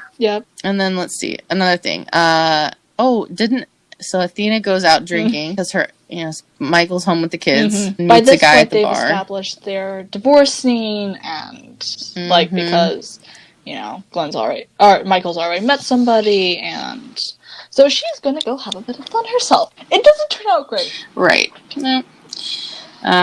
Well, no, that's actually next. And then, episode, but still, it doesn't turn out great. She meets a guy that he ends up being a decent guy, and she's asking him all these questions, and then she finally tells him, she's like, well, I'm a police officer, or I'm a sergeant, and she wins back. She's like, I'm sending your name and information to my friend at the station to have him check and make sure, you're worth my time. I have good connections in the police department before I go dating. Oh yeah, my cousin would do that. Like, my cousin worked in HR, so like she was like gonna give like her friend like a bunch of people that she's vetted, since like she can basically do that. Oh man, which is kind of funny. And I think towards the end of the episode, we get that Chim calls Bobby down to a hospital, and Bobby goes to find Chim, thinking something's wrong with Chim, but turns out Chim has met a family who their baby is surviving because of the blood that Bobby donated. And so he introduces Bobby to the father of the baby, and the father's very thankful to Bobby for that, because if it wasn't, they would have lost their baby. So it gives Bobby a different perspective on that, and so he decides, even though he has a fear of needles, he gets to donate blood every 8 weeks for it. Yeah, like, it's a good thing because she's, like, making a difference and stuff like that, but it's also hard because it's like, oh. Well, like, I mean, at least it's not, like, something more severe, like bone marrow that hurts like hell. Yeah. Oh, yeah. Yeah, bone pain is, like, the most excruciating Okay, pain this is I've what's heard. making me mad, is that basically Buck's parents put him through that. Oh, yeah. I'm gonna be right back. I'm gonna hurt them. Okay, Yeah. never mind. So the first major storyline scene is Athena's in the new episode called Trapped. Yeah. That's a good way to Which put is it. the funniest thing. Like, so she is having some fun time with a guy. Then, this amateur mistake of leaving the keys across the room. Yeah. People never realize after all these incidents. Yeah, like, literally, you leave them across the room, like, what? Well, honestly, like, she wasn't expecting, she was gonna handcuff him to the bed, but then he handcuffs her to the bed, so she probably wasn't anticipating that she wouldn't be able to get free, or that she would even be handcuffed in general. She's like, the keys across the room, so she has to do what any person apparently thinks is logical and calls 911, because, I mean, it's the only number that she has memorized.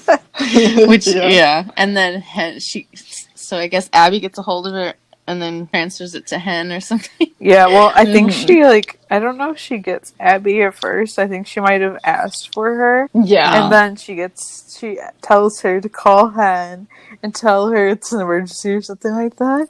And it's funny when Hen shows up because she just starts cracking up. Hen is me just dying of laughter. I mean, I would be a Hen. I'd just be like, no, I am not, I'm not fixing this.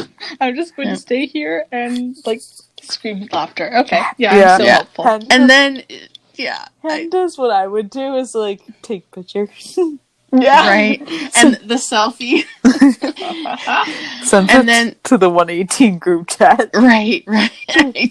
And then I was like, can we just... So, 911 Lone Star, can we get a Tarlos recreation of this somehow? Please. I want it, and I want Paul or Judd to be the one. Oh, I want Judd. Judd, hands down. That'd be so funny. Oh, I can see Paul making it funnier just with his, like, sense of humor, but with Judd being the slightly uptight older brother. Yeah. He never lived it down. That's why Neither it would of be them would ever great. live it down. Oh, yeah. And Hen gets her the keys, and since she's like, okay, well, and then so she tries to go uncuff them, and Hen's like, did I ask you to, or Athena's like, did I ask you to do that? She's like, I just want them, and Hen's like, oh, okay. Oh, love that. Yeah. Funny. Yeah, and then, this is, the episode where you can really, notice that, Abby's mother is getting worse because she, slaps her at one point. Yes. And, Carla's just, basically, go be young. Yeah, because I think Abby was getting ready to go to work, and then after work she was going to have a date with Buck. I think was the plan. Yes. Mm-hmm. And I think this is the episode where the mother and son are trapped in the elevator, and it gets stuck, and then it starts filling up with water, and the mother, I was just like, oh my god, our kid's 18, and he's going to therapy, and he wasn't really giving it a fair chance, I guess, and so she was just kicks him out essentially. And so I was what now? Yeah. I always hate that kind of deal. Oh, you're 18, get out. Oh yeah, you're just because you're I wouldn't yes, you're technically legally an adult at 18, but You're in no way ready to handle the world. No. Right. Yeah, I would even argue that, like, your brain isn't fully developed till you're 25, so I would argue that you're not technically an adult until you turn 25. Yeah. It's oh man. Yeah. Yeah, I know my uncle. I love my uncle dearly, but he did that with his kids, Yeah. and it's like, Yeah. nope. Yeah, most people don't even have, like, a first job until they're, like, 18 or 19, so, like... I might kick my kids up at the time they're 30, but, like, other than that, they can stay. Yeah. Yeah, I know, like, seriously? And then, like, in this episode is, like, the bug planning the date. It's, like, a hot air balloon date, which is something I would never in my life want to do. Right, yeah, I don't know. I would love to. I think I would like to travel in a hot air balloon, but it's like it's also terrifying. It's like I feel like a lot of people get in accidents when doing this. Yeah. That's why I don't want to This do is it. why I'm going to do it after I'm a firefighter. So I can rescue my own damn self. Well, and even like Buck's like, she's like, yeah, I've never been up there, but she's like, I've answered calls about the ones that have collapsed or crashed, and Buck's like, okay, awkward. And then, but before they get a chance to go up in it, she gets a call from Carla about her mom being worse and needs her to come home, and so she leaves Buck, which Buck then kind of struggles with that. So he actually goes back to the station on his day off to talk to Bobby to get advice, and he's upset because this isn't the first time she's blown him off because of something with her mom. And, we find out he's 26 years old, and he hasn't really been ready for a real relationship, but he likes Abby and just is like, he's kind of struggling with having to share her with her mom. And then, Which, you know what, that is not unusual. Yeah, that's valid. Right. And then Bobby kind of reminds him, he's like, well, she's a good person because she's dependable, and, that's so people rely on her. So when you get into a relationship with somebody like that, that's going to have to come with the territory that you're going to have to share them. And but then him and Abby go and meet each other for coffee, and she does actually try to let him off the hook, kind of let him out if he wants out, because she understands that it's a struggle right now, and because she can't right now break out of the cage she's in, even though she's trying. But then he's like, the growth that he's had up to this episode is awesome, because he actually says, if this is where you're at, he's like, then I'm going to be there with you. And I was like, I was really proud of him. Like, yes, boy. Yeah. Proud of you. Yeah, because he'd really shown some growth in this episode, and then unfortunately the episode ends with Abby wakes up one next morning or something, and her mom's passed away in her sleep. Best way to go, but heart-wrenching. Yeah, so like, in my opinion, best way to go. Yeah, and I mean, because it's unfortunate, because dementia is one of those things. Dementia and Alzheimer's, it's a silent killer, because you could be a completely healthy person with memory problems. Yeah. So you could live a long life just not knowing things, and it's just, so I feel bad for Abby losing her mom. Yeah, my grandfather had Alzheimer's. I think it runs a bit in the family, so that's lovely. But it's rough. Yeah, it is. Yeah. I mean, and losing family is never good, and but the good thing is that her mom's no longer suffering. Yeah. And that's something, it took me a long time to deal with that, when losing my mom, but I'm glad, because my mom's not suffering anymore. She was struggling there the last few months of her life because of the cancer and the side effects of the cancer treatment and other stuff that had happened because of the treatment. So, yeah. Yeah. So the new episode starts with Buck and Abby and her at her mom's funeral. And then they're back at Abby's place. I'm assuming it's like a condo, because she seems like she's lived there for quite some time. Yeah, that are a very large apartment. Which Yeah. I do not know what apartment sizes usually are, so... Right. Yeah. Say that. It depends, like, and stuff. Like, depends, like, if it's city, they're usually, like, smaller. But, like, it depends. Yeah.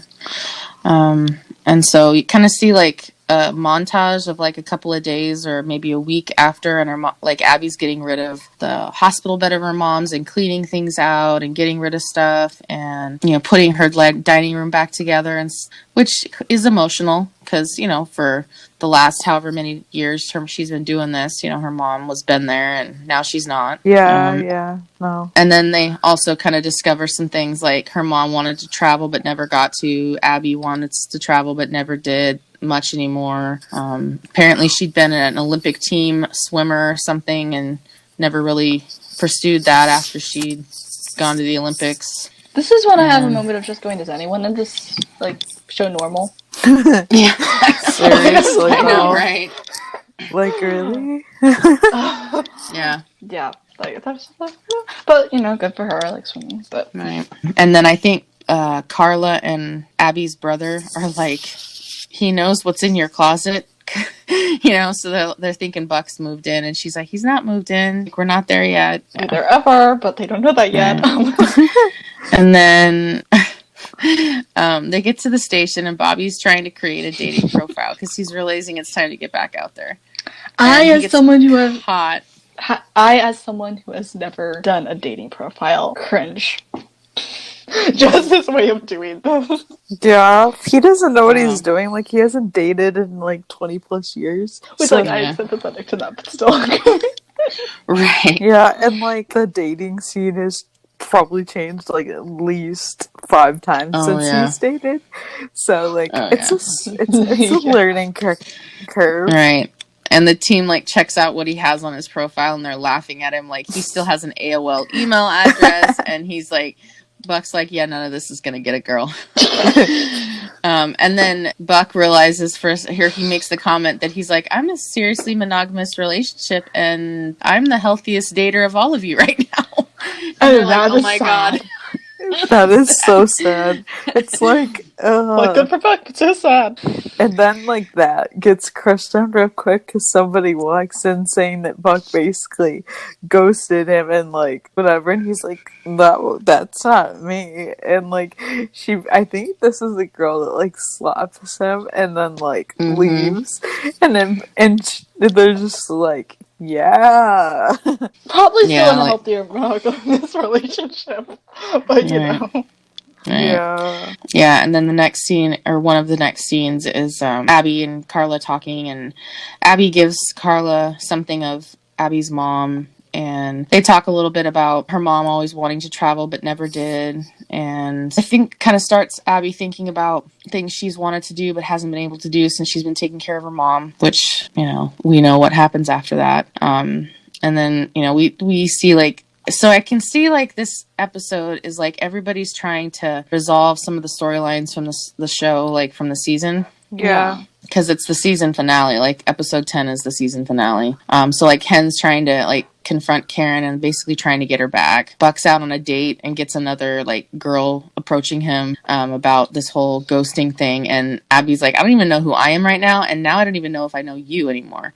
So she takes off on him. Which I'm that's a little harsh. Yeah. I can kind of understand, but at least give the person the chance to talk. Yeah, because yeah, she doesn't even trust that he didn't and do anything. A lot of it rests in first reactions. He was clearly confused and unsure what was happening, and it's right. I don't know. I get that she was in her own thing, but she could have given him a little bit more credit. Or very true. I think she should have. Yeah, I think she should have listened to him. Yeah. And then we get this emergency scene where this guy has been driving down this motorcycle. He just got the motorcycle and ends up getting into an accident where he's literally torn in half. This is why I hate motorcycles. Oh, and they call motorcycles donorcycles for a reason. Yeah. And my mom had to deal with an instant fair, not exactly similar to this, but same kind of outcome while she was on the job, because my mom's an ex-cop, and I think it was an accident during the night or something like that. Yeah. If I remember correctly, the guy got torn in half too, and it's oh yeah, I don't remember if he made it out or not, but yeah, probably not. Yeah, my dad used to have a motorcycle, but my mom made him get rid of it. I don't think when I was born, I think maybe after I was born. I couldn't deal with it. Yeah. I would be you're getting rid of this? No. I know everyone thinks it's cool, but it's only so cool until you get killed. Yeah. Then you can't think it's cool anymore. Yeah. And they always get they always get like run over by a car and stuff, like people on motorcycles. Like it's just like people And you don't have don't 2 tons of metal surrounding you like you would have in a car. exactly, like that's why, like if you get hit by a car and you're on a motorcycle, you're gonna die. Yeah. Right, and I think it's so hard because, like, I mean, I don't have a problem with people who ride motorcycles. It's the people around, like other drivers, that don't always pay attention for them, and that's what causes the accidents because they don't see them. But then there are those. I'm gonna say it. There's those idiots out there that, like, when there's some traffic backup, instead of waiting their turn, they just drive down the middle of the lane or the in between 2 cars. I'm like, really? That's really good and get you killed like that. Yeah. So yeah, I think it's just people making stupid decisions. Yeah, exactly. Like there are just for the fun of it. Riders. And even the people. It can be an innocent thing, like not even somebody else. There was a guy who built the fence along our back. And his son got killed riding a motorcycle because of a head injury. Yeah. I think the road was slick or something, and his helmet wasn't fastened right. Oh, man. And he got killed. He was only like 21 or something. Like, it was tragic. Yeah. And it's just like, that happens, but in my opinion, it's just like, make wiser life choices. Yeah. Like, maybe don't fight trouble, but like, it's nobody's real fault. Yeah. So in this scene, Bobby has to like hold the phone for the guy while his son is talking to him, and he's telling his son goodbye. And then Bobby has to like walk away because he has like a moment, and he just like, and then Athena comes over to him, and he's like, I know that was unprofessional. And she's like, you know, we got to deal with a lot of crap, you know, every day, you know. You can bet everyone in this scene will be going through a box of tissues later. Right, yeah, something like that. And it's tragic, especially with the element of the kid in it. Yeah. Right. Yeah. And then, you know, when the guy does end up dying, the other police officer grabs the phone, and she's like, hey, is your mom around? Yeah. And so then Bobby asks Athena to go somewhere with him, and she's not really sure, but she says she'll go. And we're back at the station, I think. Buck comes back in, and he's accusing Chim of doing the ghosting of these girls. And it turns out that who apparently even uses MySpace anymore? I know. I was like, MySpace really? But somebody had seen Buck on TV and had stolen his Facebook picture and created a MySpace profile. And another woman had come in while he wasn't there, and Chim met her, and he's like, once she's calmed down and stopped throwing rocks, she explained it to me and showed me, and they started communicating back and forth with this person, supposedly, and got the IP address. If I remember correctly, Chim also got a date with the woman. Yes, he did. I'm like, you know what, that's okay. Go Chimney. Go you. And get over that. So him and I think Athena and Bobby go to church together. Yes. I loved that. Yeah, it was so cute. Yeah, and they kind of connect over the stress of their jobs, and I was like, oh. Yeah. And not realizing what was coming next, you know, and then we get Buck and Chim go and find the guy from the IP address. They get the address, and turns out the guy's like dead. Very, very, very dead. Which is why supposedly he'd ghosted the women, because, you know, so they ended up working with the coroner to kind of help clear the body out enough that the guy could be taken out of his trailer. Yeah, forcibly. Yeah. Buck, like, basically was like, why can't we do it here? Like, we should save him some dignity or something. And then he basically, like, stabs his stomach, because his stomach is full of, like, gases and, like, stuff. Fluid. Yeah. But apparently that wasn't the best idea. No, because it, like, he exploded, like, in... He exploded, but, like, it's not gonna, like, Buck was expecting to, like, him be stabbed and then for everything to just, like, go out. Like, the embalming process took hours. Yeah. Right. Yeah. Yeah, so they're there all day. And then Buck goes back to Abby's and kind of explains everything that happened. Which I'm glad he believes him at this point, because that's a pretty fantastic story. Mm-hmm. Yeah. Which he believes him, and that's like, okay, like, I get the hesitation, just... Yeah. To give him a chance. Right, and then he notices bags are packed on her bed, and so she explains that communication. She got a ticket to Dublin because she's going to go for a while for her mom, because her mom never got a chance to, and she needs some time to figure some things out. She realized she'd stopped caring for herself when her mom, she started taking care of her mom, and this is kind of a chance for her to recharge and really find herself, because she's been given everything to her life and her mom and her job, but she hasn't really put a lot of stuff in her own mental health. And, he's supportive, which, any right and decent guy is going to be, because she needs some time. Her mom just passed away. She needs some time to, recharge and kind of get back to herself and find out who she is again. Which, that's valid. Yeah. And we, see, like, wrapping up, like, Karen comes home and she's, comes home to Hen, and, Karen's like, okay, don't make me regret this. Yeah. And, like, we see, she doesn't, but it's like, I was glad that got wrapped up as such. And I think usually this would be people who are like, okay, I wanted to see more of the process. I'm glad that it mostly ended here. Well, yeah, I mean, it did mostly end here. Unfortunately, we do get a little bit more drama towards, I think it's the first part of season 2. Oh, yeah. There is, but it's a little less centered around as much the cheating part. Like, that's a problem, but it isn't as big a thing. I struggle with storylines like that, and I absolutely hate going through them, and it's like, so I'm just glad that it's mostly the storyline that's solely finished, going on the cheating thing is mostly done. Right, so then we get Buck taking Abby to the airport. Buck won't go in with her because she was like, why don't you go in with me or something? And he's like, I learned a while ago never to go beyond the glass doors. Yeah. But he's supportive of her, and she's like, I feel kind of crazy for leaving him, him behind, but he promises to be there when she gets back. Which he literally is. He's waiting. Pretty much. Living in her apartment next season. Yeah. But that is a whole nother storyline that... Oh, yeah. And then we see Bobby getting ready for a date, and he throws his book away that he's been keeping track of the people he saves. That's good. Which is a huge growth for him, huge step for him.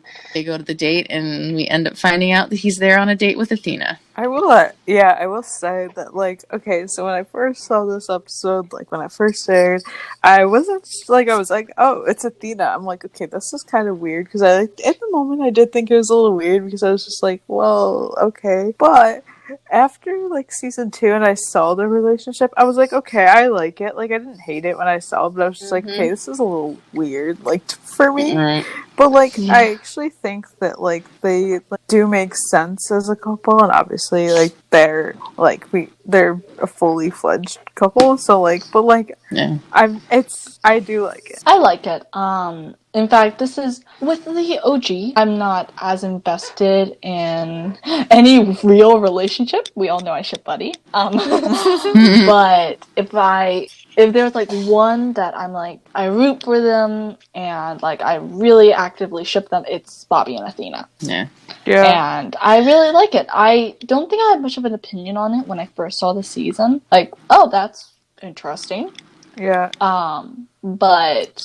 no, it grew into something, I think, far better than a lot. Yes, definitely. Yeah, I was surprised, but I was really happy to see both of them moving on, from their past relationships. Because this was huge for them. Yeah, and, in some ways for me, like, I kind of think about it, and even though Bobby and Athena didn't really work together at the beginning of season 1, in some ways I kind of feel like they're the Judd and Grace of Lone Star, like, kind of equivalent as Judd and Grace. They're the mom and dad. Because Judd and Grace are kind of the mom and dad of the show. Because Grace is kind of that motherly figure, always wise, and I think Athena's very wise. Mm-hmm. I think they get along pretty damn great. Yeah. And Judd's a little bit more big brother, but he's still got the protectiveness. He's still nurturing and stuff like that.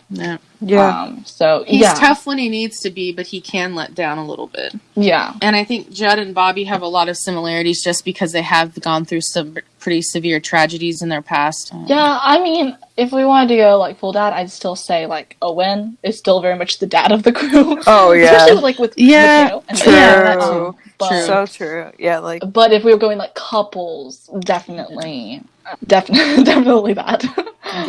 Yeah, for sure. But all in all, I mean, it was a good season 1. I was into it for season 1. I liked it. I liked how they balanced the relationships and the calls and the first responder side of it and how that affects your life outside of work. I liked kind of the start of it, and this was a good foundation for the show to start on. Yeah, it was definitely like a good start, but it's definitely not like a season I ever go back to rewatch. Like if Right, same here. Yeah, like I hardly ever rewatch it. Like I'll occasionally, I think, watch like certain episodes, but hardly ever. Yeah, it was a good start. This is my least favorite season. Oh yeah, it ranks by low. far. Agreed. And if I go back to watch it, then I'm going back to watch certain scenes. Yeah, exactly. I'm doing a lot of bouncing in the episodes. It's just too many storylines in here that I had problems with. Yeah, too same. many characters I had problems with. Same. That evened out better in the later seasons. Yes. So I don't think I've ever heard anybody say that season 1 was their favorite. No, but it was a good, solid start. Yeah. So honestly, when one of my this is why they got renewed for better seasons. Yes. Right. Honestly, when one of my friends, like when I got her to watch 911 after Lone Star, I was like, she was like, "Oh my god, I love Buck," and I'm like, "Oh, I don't." I was like, "Just wait until you get later in the season, or get through a few episodes. You might change a little." Yeah, and I think I've noticed with a lot of shows, like that first season, sometimes even the first few seasons, they're stepping in, so they're like taking their time. They're careful with the storylines they do you show and share, because like they want to make sure they get renewed, so they're like being careful not to go like full on huge in case it doesn't do well. And I kind of saw that with 911. Like I feel like they wanted to include a lot of drama, but they also were careful with what they did. So I mean, you're right. It was a good foundation, or I mean, I feel like it was a good foundation to get them renewed for a new season, to give them a chance to share longer and more detailed storylines later. Because obviously the first season is 10 episodes, so we only get like half as much than season 2 and 3, and 18 episodes each, so we get almost twice as many. And far more storylines, and more characters. It's good. I am looking forward to when we tackle the newer seasons. But this was fun to go back and revisit.